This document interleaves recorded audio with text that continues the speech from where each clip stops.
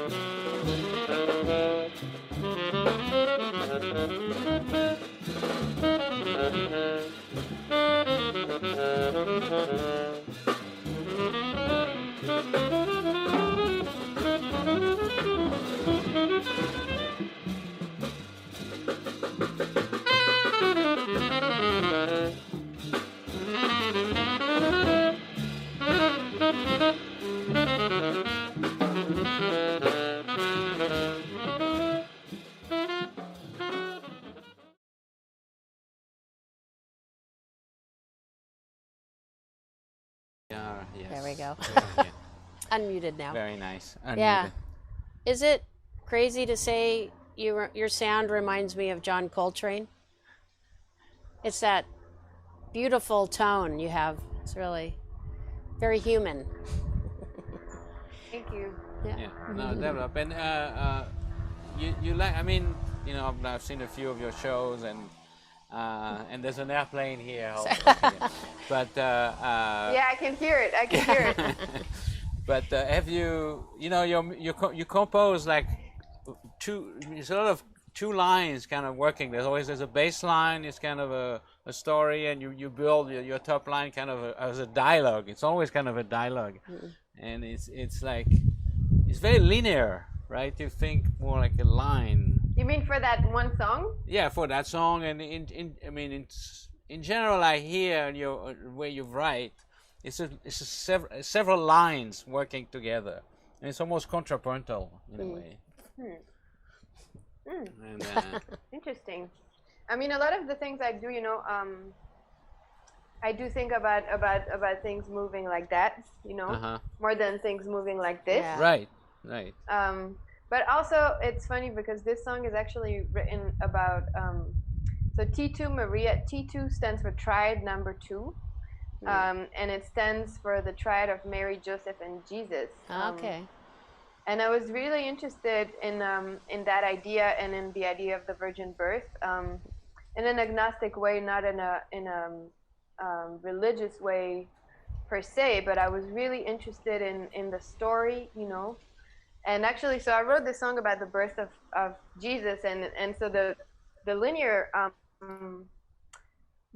part of the bass and what I'm playing are mirroring actually the act of childbirth. So they're supposed to be sounding like contractions that go faster and faster until the child is born. Okay, cool. So that's what I was thinking about. That's an interesting inspiration. Yeah, definitely. Yeah. Well, you're a new mother yourself, right? So. Yeah, actually, I wrote this before I gave birth, though. Okay. It was fiction still at the time. Yeah. Right. Oh, great. Yeah, no, it's great. I also, you know, looking a little bit at your, I know you have a whole series, and you call it Lunisolar? No, Solilunar. Solilunar. Your project? Yeah. Solilunar. I call it Lunisolar. It's more like the astronomers say Lunisolar. You know. But, yeah. So, but that inspiration, that project is it has to do with astronomy or astrology. Which one of the two would you? Well, you know, Maria, at one point they were the same thing. Yes. I was gonna say, you know, like it's actually pretty recent that they've been separated, right? Even if I think probably the last 200 years, maybe. Yeah. Yeah. The age of reason. I was right. I was reading somewhere that I think actually Isaac Newton was interested in astrology. Well, that and alchemy. He was really into alchemy. And Newton was into alchemy. I mean, they all did, like Kepler and Kepler, Galileo. They all did horoscope for people. They read people's horoscopes, based on the movements of the planets, astrology. But then, Copernicus was kind of the first culprit to declare, well, really, the Earth is not the center of the planetary system, the sun is, and then it all went to hell after that. Well, you know, it's Here we are. Two different things. Oh my God. No, but what I'm just trying to say is that, you know, science and music were one and the same for centuries, literally, and then it just broke apart. And unfortunately, you know, we're trying to like to bring it back together because there's so many similarities, and music was considered a science up through the 18th century. Yeah, well, it's a form of science, and you know, there's the science of the tones and the acoustics and the harmonies and all that. Tuning. And then there's the emotional, creative part of music, which is, you know, so it's always in balance between the two. Yeah. So is Yeah, it's so interesting that you mentioned that because definitely, you know, when we think about the what they call it, the trivium and the quadrivium, you know, music yeah. and astronomy Exactly. were going together. Well, the quadrivium was yeah, The four roads. the four roads. right, yeah. right. Astronomy, math, music, and I always Geometry? forget the fourth one. Geometry? Geometry. Yes, geometry. Yeah. Exactly. Yeah, I mean it's a beautiful thing, right? Because they Yes. said that music is what is it? Astronomy is the study of shapes in motion, and music was the study of sound in motion. I think something like yeah. that. And But they both. it's really Yeah, go ahead. no. I was gonna say it's really, you know, it's interesting what you're saying about the age of reason, because to me it's related to the fact that we don't have time to think about these things right now. You know, because we're really entrenched in a system of living where work has to be very fast and things have to be very fast, and so we're missing a lot of time for introspection.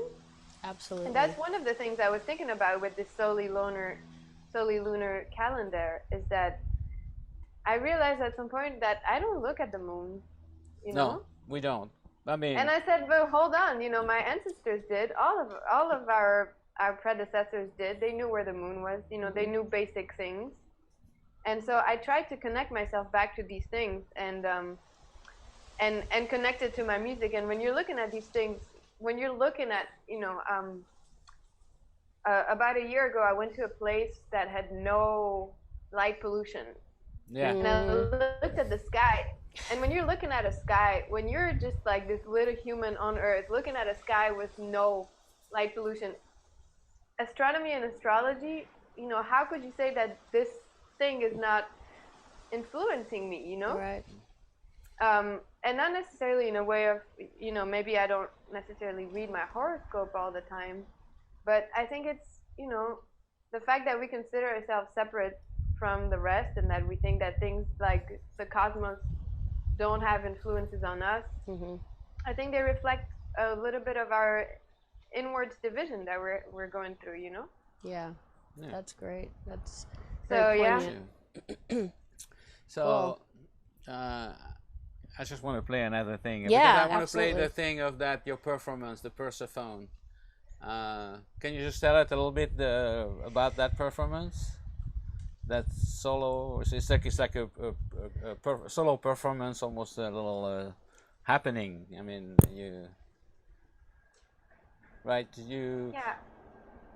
you put it together. You move around and you create your sound space. Yeah, I actually I did this in Switzerland, and at first I recorded the saxophone parts. You know, I thought of the piece, and the piece is talking about coming of age. You know what a coming of age means for a young girl that becomes a woman, and so it talks about these different phases of a life, not necessarily in a linear way or not in a literal way. You know, for example, it talks about Uh-oh, we froze. There you are. maiden, mother, queen, crone. Yes, sorry. So the mother part, for example, doesn't necessarily involve childbirth, right? And just because you're young doesn't mean that you're not going through all these phases at the same time. You know, so it doesn't really have anything to do with age or with actual life events, but it has to do with a non-linear way that we're moving through these parts of ourselves, you know, because one of the things that I've been working with is that, okay, I might be 20 years old or 30 years old, but I'm also 5 years old and I'm also 6 months old. You know, these parts of ourselves, they don't go away. They stay with us. Yep. So that's one thing I was working on in this piece. Beautiful. Cool. So I'm just gonna play this little extract because it's a nice. You basically recorded your own voice before, and then you mainly loop them, and then you solo on top of it. Or maybe you. Then so let me get this one, which is here we go. Words. Maiden, mother, queen, crone, maiden, mother. Maiden, mother, queen, crone, maiden. Maiden, mother, queen, crone. Those words, queen, crone, maiden, mother, queen, crone. Maiden, mother, queen, those words, maiden, queen, before, maiden, mother, queen, crone, maiden, those queen, words, maiden, mother, queen, crone, mother, crone, maiden, words, queen, crone, before, those words, maiden, mother, queen, crone, maiden, mother, heard, before, maiden, words, I've heard, before, those queen, words, crone, maiden, mother, before, queen, those words, I've heard, before, those words, I've heard, before, those words, I've maiden, mother, for those words I've heard before, maiden, mother. Super Yeah. cool. Cool. Something so funny. Well, that's so powerful. That's great. You say maiden, mother, queen, crown? Yeah, so I was working at the time. This was a few years ago, maybe 3 years ago, that I made this piece. And there was a few things that I was thinking about, but the stage that's called Queen is often forgotten. And it's a stage of harvesting, you know. And that stage does tend to be missing when we're thinking about the stages of a woman's life. And then at the same time, you know, I did this a few years ago, and I think I need to think about what the word crone means and what the roots. I need to look at the etymological roots. But actually, the last piece I did in this performance is a piece that's singing to the wisdom of an older woman, or a woman that doesn't experience her cycle anymore. And at the time I was thinking about, you know, all these women in my life who I know who don't have their cycle anymore, and a lot of times I would say, but it feels like they're more solid than me, and they're more healthy, and they've just have their things figured out. And not to say that that has to do with them not having their cycle anymore, but I felt that there's a way that we really need to understand and celebrate, you know, people who have walked in their lives, you know, people who have done things and their experience. And so a lot of this piece was also trying to reconcile these things and not, you know, move away from our society's fascination on the maiden stage, you know, because it's a beautiful stage, but it's just a stage, and it does not Thank you. Right. But, you know, it has to do with power too, you know, because Yes. a maiden is not very powerful. So it's not by chance that we focus on that so much. You know, a maiden is malleable. She doesn't have as much experience, you know. Well, and that's directly relating to a lot of things ever since the Me Too movement, and, you know, and it's time for women to get their power back. Hello. So, yeah. Okay. Yes. I'm gonna stay neutral on that one. Well, just be an ally. That's all we're asking. I'm totally an ally. You know, I'm an ally of the woman. So, you know, I mean, You know, one of the things that. No, I was just gonna say, one of the things that I think sometimes we miss is that women getting their power back means men getting their power back too. You know, because when one person is disempowered, we're all disempowered. Yeah.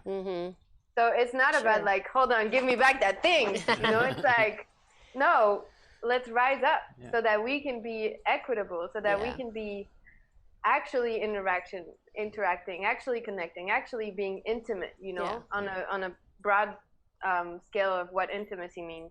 No one's losing. No one should lose. I think that's applied Exactly. to society as a whole. Society Yeah. as a Right, whole is to exactly. be more equal, and you know, Exactly. it's probably if we solve one of those, it'll help solving the other. Yeah, we hope so. So, For sure. yeah. Can we play the part where Maria's on Mars? Yeah. Okay. We had the chance to have Maria play on our latest release, and you know, in our studio while she was overdubbing the saxophone, I decided to have her play over Mars landscape. And it's Mars landscape. It's actually true pictures of Mars. And Is that it's the rover, the rover footage? Well, Oh, no, it's actually- not a rover footage. What it is high definition pictures of Mars, called HiRISE. It's a satellite around Mars, a probe around Mars, and takes some of the, you know, he didn't do the whole Mars but it's about, you know, 1 or 2% of Mars is really high definition, so they can actually recreate the 3D. They have the elevation. So there's this software called Open Space, which is, you can download and put it on your Was computer. it created through NASA and the American Museum of Natural Yeah, History? it's basically it's the guy, the main engineer at the planetarium designed this software, and it's a lot of, it's an open source software, so you can put in data and stuff. Public domain, I guess. I mean, Yeah. it Wow, can be that's super shareable. cool. It's not only public domain. You can, Use it modify yourself. it. Ah. I mean, to a certain extent. Well, and Mark made that because the song is Proxima Centauri, and it's about, the lyrics are about someone on Earth fantasizing about what it would be like to meet someone on a planet around the nearest star in our But again, galaxy. it's just Maria solos. No, that's fine, but just to give a premise of why is she playing on Mars? Yeah, you know? why? Okay, here we go. All right.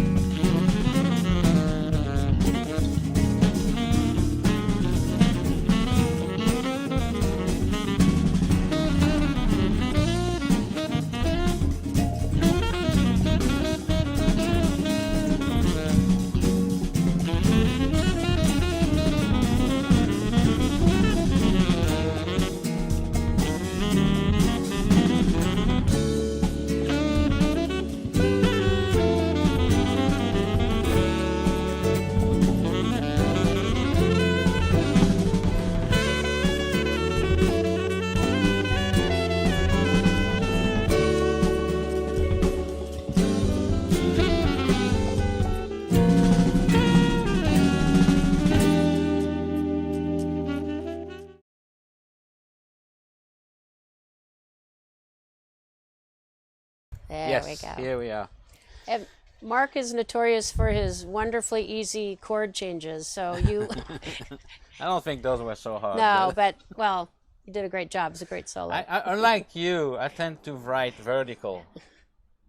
I see. You know, it is also, being a percussionist more than a saxophone is a voice. You can probably. Yeah, no, that makes sense because I only get, one line, so. Yeah, but. I can relate to that. So cool. So listen, can we have a little music from you? A little I'll do a music from Mexico. live inspired tenor I sax. have a read. So we're off to a good start. All right. I just need to get my horn together. One time I played at a jam session, and I can't remember who, but somebody told me, he said, you really need to get better at getting your horn together faster. Oh, That was a very short jam session, or? I think, it just took me 10 minutes or something, and they were like, oh, God. Oh, that guy But it was would, true. or woman, whoever it was, it would never, they'd never work in early music because tuning is at least Yeah. 20 minutes. Yeah. Wow. So if you ever want to play sax with my early music group, you'd fit right in. It'd be no problem. You're like really slow at getting my horn out. All right, so let's see what this says. Actually, I thought about you and your new music group, and I was thinking about an improvisation that just in my own little way, but I was thinking about the tuning. Cool. Yeah, yeah. Cool. All right.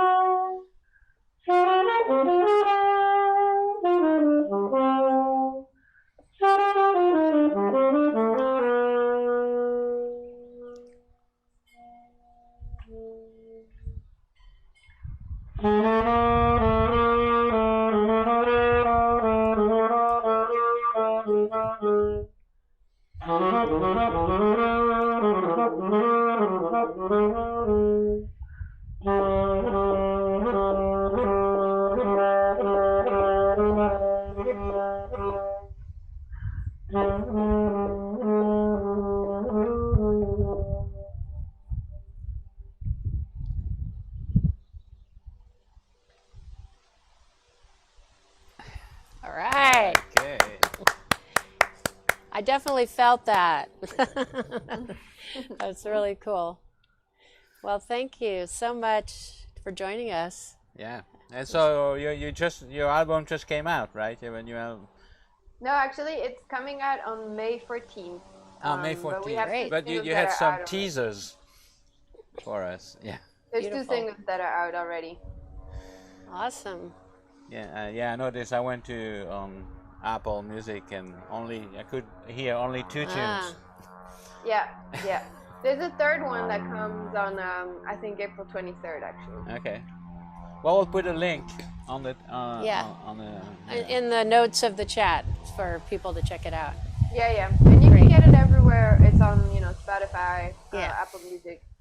But as always, the best way to support musicians is Bandcamp. Oh, So okay. if you want to get it on Bandcamp. Great. Yeah. Bandcamp. That's right. Awesome.